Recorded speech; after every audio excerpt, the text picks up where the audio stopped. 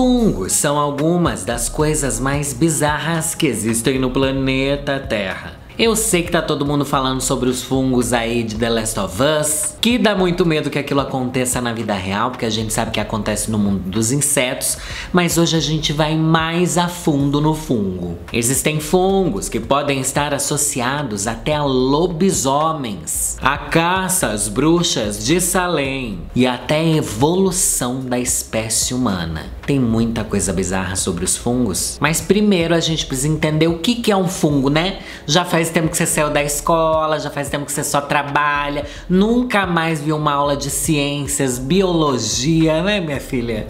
Eu também não lembro nada. Os fungos, eles são essenciais para a nossa vida aqui na Terra. São estimados que existam 3,8 milhões de tipos de fungo e 90% deles a gente ainda não conhece. Segundo a professora Katie Willis, diretora de ciência do Kew Gardens, o Jardim Botânico de Londres, eles são organismos realmente estranhos, com um ciclo de vida extremamente bizarro. E ainda assim, quando você entende o seu papel no ecossistema da Terra, você pode perceber que eles sustentam a vida dentro desse planeta.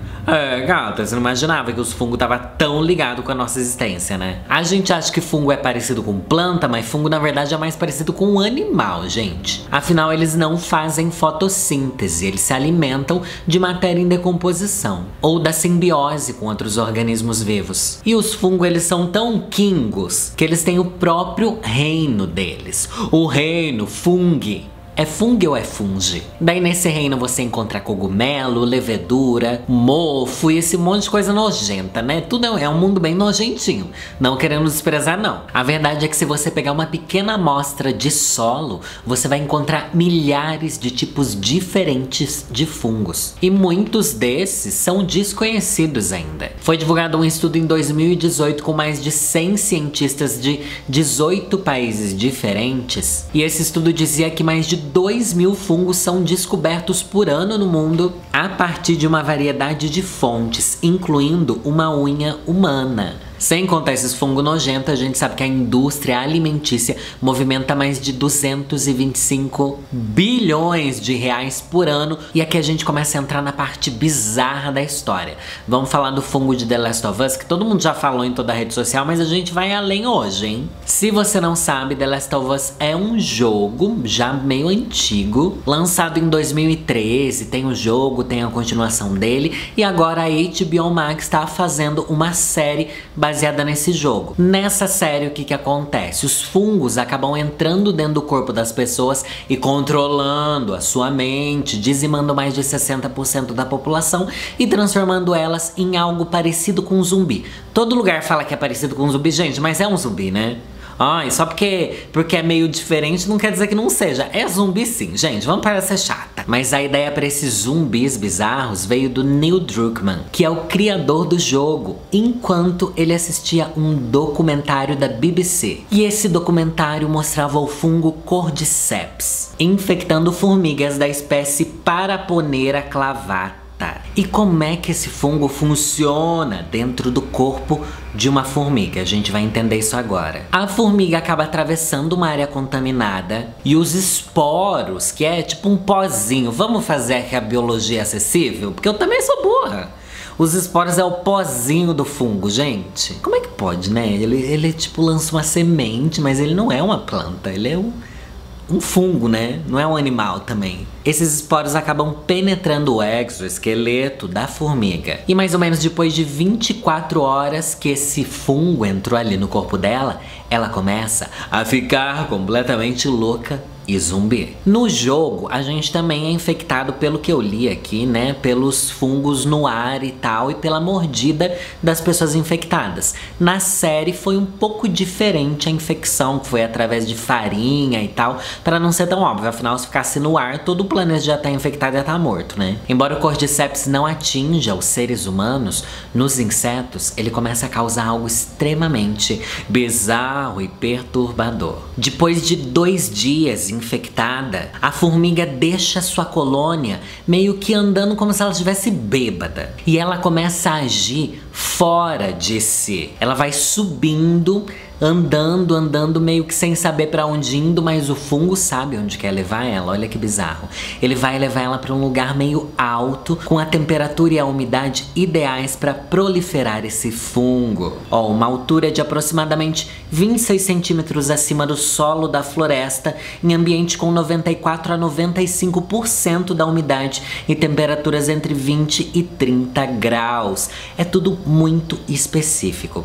Embora a gente pense que, na verdade, o fungo entrou dentro do cérebro da formiga, não é isso que acontece. Segundo uma pesquisa de 2017, as células do fungo estavam por toda parte do corpo da formiga, praticamente como se ela tivesse tomado conta da carcaça dela. Mas eles não invadiram o cérebro dela. Segundo David Hughes, que é o biólogo que foi consultado para construir a série e o jogo com mais fidelidade, ele diz o seguinte: normalmente o comportamento em animais é controlado pelo cérebro, enviando sinais para os músculos, mas os resultados sugerem que o parasita está controlando o comportamento do hospedeiro perifericamente, ou melhor, em volta do cérebro e não nele.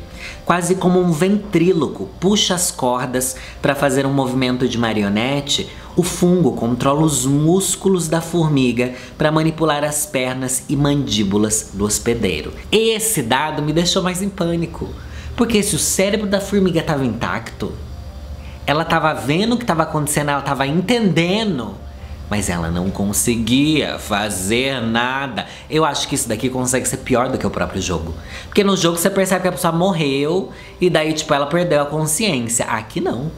Aqui ela perde o domínio do corpo, que é controlado pelo fungo. Mas o cérebro da formiga continuava entendendo aquilo. Ai, que coisa horrível, isso daqui é muito aterrorizante. Depois que a formiga sobe até esse lugar onde ela vai ficar parada, ela fecha as mandíbulas, gruda em alguma folha, algum galho, algum lugar que estiver ali, com o que eles chamam de death grip, ou aperto da morte. E daí ela morre ali, agarrada àquela planta, e a desgraça continua acontecendo. Depois que elas dão esse death grip, essa mordida ali, elas morrem em algumas horas. Só que o fungo continua crescendo, invadindo os tecidos da formiga, se alimentando das entranhas dela e fortalecendo a estrutura do esqueleto da formiga também, deixando ele bem resistente. Daí começa a brotar o que eles chamam de hifas.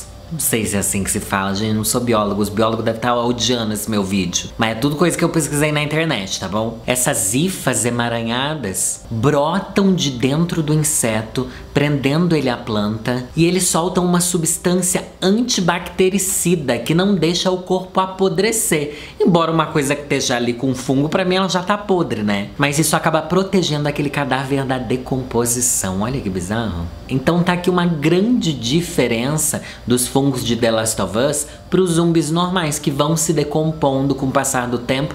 Eu acho que justamente pelo Cordyceps não deixar a formiga se decompor, que os zumbis desse Cordyceps ficam cada vez mais fortes, inclusive. E quando o fungo tá pronto para se reproduzir, os chamados corpos frutíferos deles começam a brotar de dentro do corpo, e quando tão maduro eles se rompem, liberando os esporos que vão atrás de outras formigas que vão passar pelo mesmo processo. E dizem que existem até pequenos cemitérios de formigas, porque geralmente onde tem uma dessas morta ali, vão morrer mais em volta e o ciclo fica ali, né, acontecendo. É extremamente nojento a gente ficar com pena da formiga, mas por que não ter pena do fungo? O que é bizarro também é que existem muitos tipos de Cordyceps e cada tipo atinge um tipo diferente de inseto. Então tem esses fungos que vão atacar não só formigas, borboletas, gafanhotos, tudo que é bicho, até que vai chegar um dia que vai atacar a gente. Gata. Mas sabe o que é mais bizarro? A gente já tinha visto referência a esse fungo anteriormente. Se você é 30 a mais como eu, você é da primeira geração de Pokémon, você lembra do Paras, que é um Pokémon caranguejo que tem ali cogumelos nas costas dele. Quando ele evolui, ele vira o Parasect, que faz alusão a parasita. E se você reparar, tem um cogumelo agora gigante nas costas dele, e ele tem os olhos brancos, como se ele estivesse hipnotizado. Mas eu sei, você tá curioso para saber onde é que os fungos chegam na história das bruxas, de Salem, de lobisomens e criaturas maléficas da noite. Eu vi uma thread no Twitter que me motivou a fazer esse vídeo, porque realmente eu falei assim, nossa, já saturou o povo falando dos fungos de The Last of Us e blá blá blá, né? Tipo, ai, ninguém aguenta mais. Só que essa thread me trouxe uma nova gama de informações bizarras e assustadoras sobre os fungos. Quem fez a thread foi o João Arthur. Sigam ele lá no Twitter, gente, eu adoro seguir biólogos no Twitter. Ele é biólogo, divulgador científico, e ele começou a contar a história do fungo esporão de centeio, também conhecido como Claviceps purpurea. Bonito nome. Uma espécie parasita de fungo que infecta o centeio. Se você não sabe o que é centeio, é como se fosse trigo, cevada. É uma dessas plantas secas, né? Na minha cabeça vem planta seca quando fala disso. O centeio, assim como essas outras plantas, foi usado muito para produção de pães, alimentos, ração e até mesmo cerveja. E na Europa, o maior período de consumo do centeio foi justamente na Idade Média. Principalmente para as classes mais pobres, esse era um dos grandes alimentos que eles tinham. Só que o João Arthur contou pra gente que o Claviceps se aloja nas flores do centeio e contaminava as lavouras, e com isso os alimentos produzidos através daquelas lavouras ficavam infectados também. Ou melhor, vilarejos inteiros consumiam um produto infectado por um fungo do mal. Vou ler aqui, ó. O maior perigo do consumo de Claviceps é que ele produz alcaloides tóxicos para humanos. A gente não faz a mínima ideia do que é isso, mas eu vou explicar. Sendo inclusive o produtor da substância dietilamida do ácido lisérgico, também conhecido como LSD. Mas ó, você comendo lá o centeio infectado não te deixava doidão como se tivesse ali tomado um LSD, tá bom? Você tem alguém que tá assistindo esse vídeo que já tomou, eu tenho certeza. Essa pessoa vai dar um like agora. Tudo bem, você não ficava loucão, mas você podia contrair uma doença chamada ergotismo, ou fogo de Santo Antônio. E essa doença tem os seguintes sintomas: náuseas, hipertensão, confusão mental e até pode causar a morte. E as epidemias de ergotismo faziam com que as pessoas tivessem delírios coletivos, não necessariamente coletivos, mas tinha muita gente que tinha essas alucinações, esses, sabe, acabou com a saúde mental daquela época. Será que tem alguma coisa na bolacha que a gente come hoje? E nessas alucinações as pessoas acreditavam que viam monstros, bestas, lobisomens. Já que nessa época, né, os mitos e as lendas eram muito assustadores. A gente já fez vários vídeos aqui sobre até a origem de temas que hoje são bonitinhos, como o Natal, começaram com coisas extremamente assustadoras. E os pesquisadores também começam a relacionar o Claviceps à caça às bruxas. Se você não sabe, a caça às bruxas foi uma época onde a igreja cristã perseguia religiões que não seguiam ali a mesma linha de pensamento, né? A gente que é neta das bruxas sabe bem dessa história. Quem fazia práticas de ocultismo, quem fazia chá, banho, óleo essencial, quem era mais empoderada, quem era ruiva, tudo era motivo para que as pessoas fossem consideradas bruxas. Inclusive tem um documentário aqui no meu canal, tá bom? O Arquivo Oculto, o último episódio da primeira temporada de Arquivo Oculto. A gente fala muito sobre a caça às bruxas e principalmente sobre as bruxas de Salem. Como que tudo aconteceu naquela época para incriminar aquelas mulheres, homens e até cachorro. Gente, foi perseguido pela caça às bruxas. Enfim, a pesquisadora americana Linda Caporell atribui até mesmo o caso das bruxas de Salem, que é o mais famoso, à consequência do ergotismo. Sua hipótese é de que o centeio produzido no ano anterior aos julgamentos de Salem estariam contaminados, resultando nos depoimentos e condenações. E existem, gente, ainda coisas mais bizarras ligadas aos fungos, como a teoria do macaco chapado. Ó, existe uma hipótese conhecida como teoria do macaco chapado, que defende que o consumo de psilocibina, uma substância presente nos cogumelos mágicos, teria sido responsável por uma aceleração do desenvolvimento cerebral do hominídeo primitivo. Segundo essa teoria, que ainda não tem comprovação científica nem nada, é uma teoria, uma especulação, uma hipótese, estamos aqui, ó, jogando com o lúdico da ciência, hein? Nossos ancestrais pré-históricos consumiram cogumelos alucinógenos e a ingestão dessas substâncias que alteram a consciência explicaria o intrigante salto evolutivo da espécie humana. Dizem que inclusive esses cogumelos estariam por trás da criação da linguagem, também atrás dos primeiros rituais tribais e do surgimento de religiões antigas. Essa ideia obviamente começou a tomar mais força lá nos anos 60 pelo psicofarmacologista Roland Fisher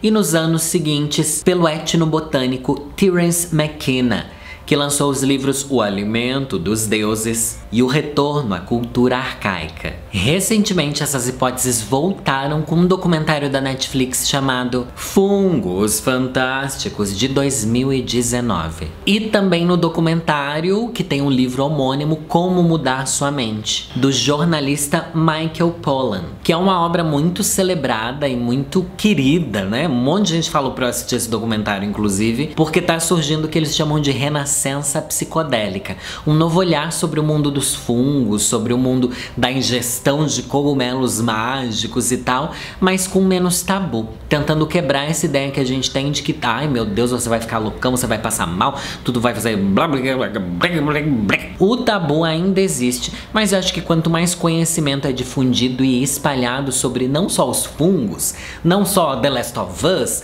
mas sobre tudo que vem desse reino aí, né, os tabus vão sendo quebrados. Ó, tá ouvindo? Ó. Ai, Jesus Nazareno. É, o tabu quebrou, querida. Bicha quebrou horrores, Bi. Porque se a gente for olhar para a história da humanidade, a gente vai perceber que os fungos fizeram grande diferença para nossa existência. Tudo bem, tem a diferença negativa com infecção, uma candidíase que se pega, mas tem um lado extremamente positivo, que é, por exemplo, a culinária. Já parou para pensar que um monte de queijo que a gente come tem fungo? Para fazer um fermento de pão, para fazer uma bela de uma cerveja, de um vinho e principalmente para a indústria farmacêutica, né? Você sabe que um dos antibióticos mais potentes já criados, que mudaram realmente a história da ciência e da humanidade, é a penicilina, que foi descoberta acidentalmente pelo médico Alexander Fleming em 1928. Olha só como é que é a história. O Fleming notou que uma cultura de estafilococos que ele tinha deixado em sua mesa de trabalho por alguns dias tinha sido contaminada por um fungo chamado Penicillium e que a bactéria circundante tinha morrido. Ele percebeu que o fungo liberava uma substância que matava as bactérias e chamou-a de penicilina. A penicilina foi usada pela primeira vez em 1941 e rapidamente se tornou um dos remédios mais eficazes contra infecções bacterianas. E, gente, antes disso, milhões de pessoas morriam por causa de infecções. Não é bizarro? A ciência é incrível. Mais incrível do que a ciência é pensar que existe fungo em tudo que tá à nossa volta e que a gente convive com eles. E a gente se acha dono do planeta. Minha conclusão do vídeo é essa, gente. O planeta é dominado pelos fungos. O planeta é dos fungos. É muito bizarro pensar que eles estão em todos os lugares e eles não precisam de redes sociais, tá bom? Eles não precisam de internet pra existir. Eles estão aí, ó, sugando a mente de uma formiga ali, entrando num queijo pra lá, matando umas bactérias aqui e ali. Eles estão fazendo de tudo e tem muito mais fungo do que a gente consegue imaginar. Eu acho isso incrível, tá bom? Esse vídeo pode não ter feito sentido nenhum pra você, mas pra mim fez todo sentido. E se vocês quiserem mais vídeos de curiosidade científica, eu vou ficar devendo mesmo, porque esse daqui não é um campo que eu domino. Tem um monte de canal científico no YouTube, tá bom?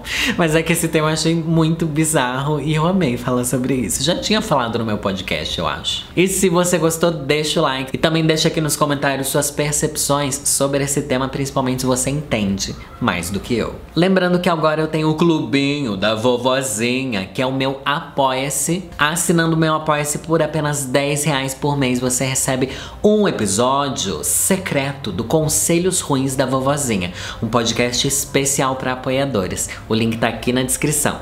Temos vídeos também de terça, quinta, domingo. Terça-feira tá tendo live comentando o BBB aqui no canal. Então tem muita coisa que eu tô criando pra vocês. Meu nome é Lorelai Fox e nessa aqui eu vou.